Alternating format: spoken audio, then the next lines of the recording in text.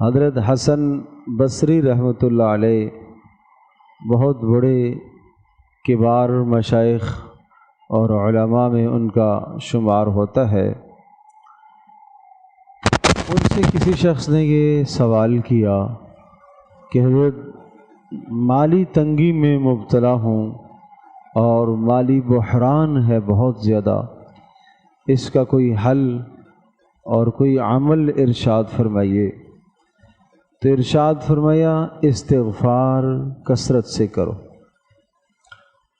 تھوڑی دیر کے بعد ایک اور شخص آیا اور اس نے کہا ہم لوگ قحط میں مبتلا ہیں اور زمین سے کوئی غلہ نہیں اگ رہا، جس کی وجہ سے ہمارے خاندان میں ہمارے گھرانوں میں سخت ترین پریشانی ہے۔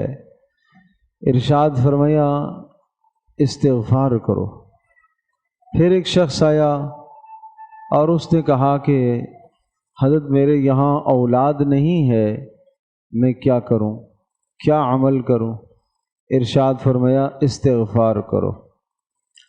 3 مختلف سوالوں کے جواب میں ایک ہی عمل ارشاد فرمایا استغفار کرو۔ مالی تنگی میں مبتلا ہے، اس کو بھی کہا استغفار کرو۔ قحط سالی میں مبتلا ہے، زمین سے غلہ نہیں اگ رہا، تب بھی استغفار کرو۔ اولاد نہیں ہے، اسے بھی کہا استغفار کرو۔ تو لوگوں نے پوچھا کہ حضرت 3 سوال مختلف تھے اور جواب آپ نے ایک ہی ارشاد فرمایا۔ تو ارشاد فرمایا یہ 3 مختلف سوالوں کا جواب اللہ تبارک تعالیٰ نے ایک جگہ پر ذکر فرمایا ہے، اور وہ ہے سورہ نوح، جس میں حضرت نوح علیہ السلام نے اپنی قوم کو یہ حکم دیا استغفروا ربکم انہ کان غفارا، اپنے پروردگار سے اپنے گناہوں کی معافی طلب کرو، اس لیے کہ اللہ بخشنے والا ہے۔ اور اس کے نتیجے میں کیا ہوگا؟ استغفار جب تم کرو گے، نمبر 1 یرسل السماء علیکم مدرارا، اللہ پاک خوب موسلا دھار رحمت کی بارشیں تمہیں عطا کرے گا۔ نمبر 2 وَيُمْدِدْكُمْ بِأَمْوَالٍ وَبَنِينَ، اللہ تمہارے مالوں میں بھی اضافہ کرے گا، اور اللہ تبارک تعالیٰ تمہیں اولاد بھی عطا کرے گا۔ وَيَجْعَلْ لَكُمْ جَنَّاتٍ وَيَجْعَلْ لَكُمْ أَنْهَارًا، اور اللہ تبارک تعالیٰ تمہارے لیے باغات پیدا کرے گا، زمین سے نہریں چلا دے گا۔ تو فرمایا ان تینوں کے تینوں سوالوں کا جواب ان آیات میں ہے کہ استغفار کے نتیجے میں اللہ وقت پر بارش بھی برسائے گا، استغفار کے نتیجے میں اللہ مال میں بھی برکت دے گا، استغفار کے نتیجے میں اللہ اولاد بھی عطا کرے گا۔ اور اولاد جن کی ہے نیک صالح نہیں ہے، وہ بھی استغفار کریں، استغفار کے بدلے میں اللہ پاک اولاد کو نیک صالح بناتا ہے۔ تو میرے عزیز دوستوں اور بزرگوں، مہنگائی کہاں سے کہاں پہنچ جائے، حالات کیسے بھی ہو جائیں، اللہ تبارک تعالیٰ کے لیے حالات کا بدلنا کوئی مشکل نہیں ہے۔ اس وقت ہمیں سب سے پہلا کام کیا کرنا چاہیے؟ اللہ کی ذات عالی پر بھروسہ کرنا چاہیے۔ اللہ کے خزانوں میں کمی نہیں ہے۔ میرے اسباب جو دنیا میں معاش کے اسباب ہیں وہ تو تنگ ہو گئے، لیکن اللہ کے خزانے میں کوئی کمی نہیں ہے۔ اللہ تبارک تعالیٰ بغیر اسباب کے بھی کھلانے پر قدرت رکھتا ہے۔ اللہ پاک بغیر اسباب کے بھی غلبے کی طاقت رکھتا ہے۔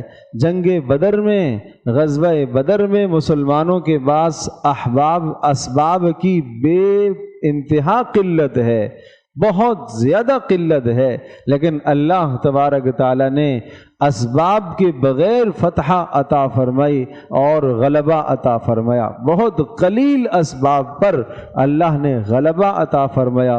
پتہ یہ چلا کہ اللہ قادر مطلق ہے، بغیر سبب کے بھی اللہ پاک کام کرنا جانتا ہے۔ اس لیے اللہ کی ذات عالی پر بھروسہ کیجئے۔ وَمَن يَتَوَكَّلْ عَلَى اللَّهِ فَهُوَ حَسْبُهُ، جو اللہ پر بھروسہ کرے گا اللہ اس کے لیے کافی ہوگا۔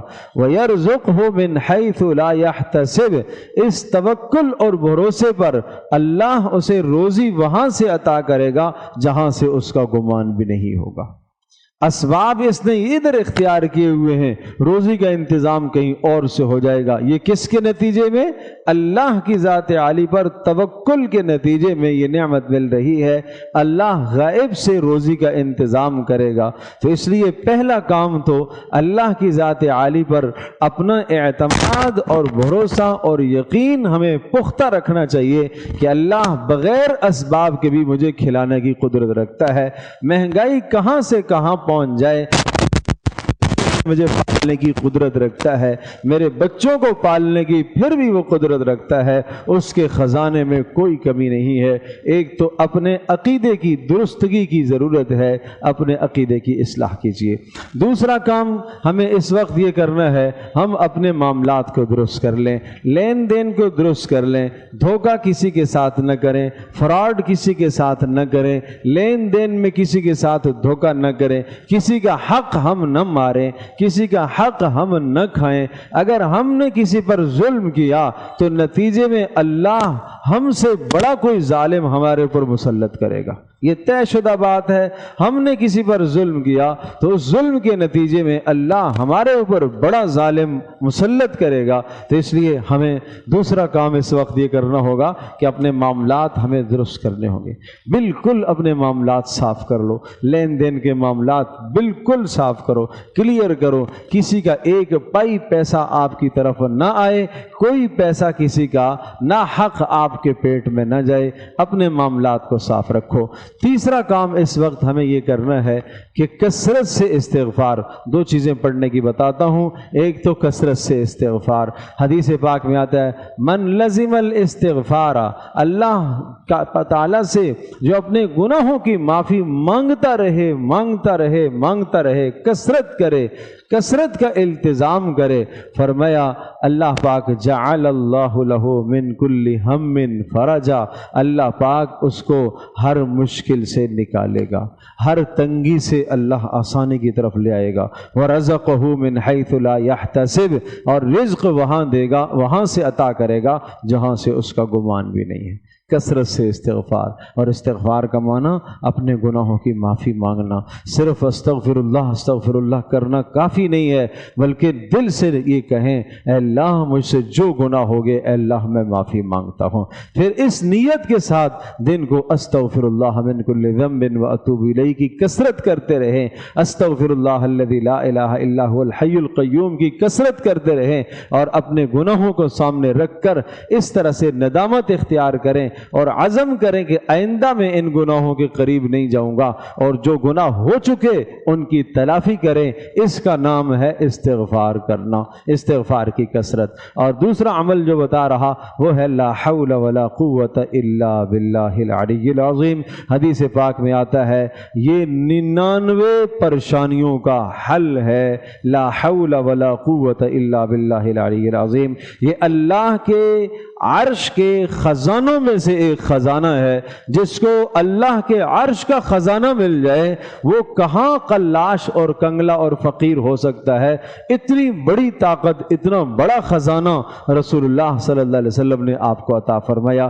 لیکن یقین اللہ کی ذات عالی پر، بھروسہ اللہ کی ذات عالی پر کرتے ہوئے یہ کثرت سے پڑھیں لا حول ولا قوت الا باللہ العلی العظیم، کم از کم 500 مرتبہ روزانہ اس کا اہتمام تمام ہو۔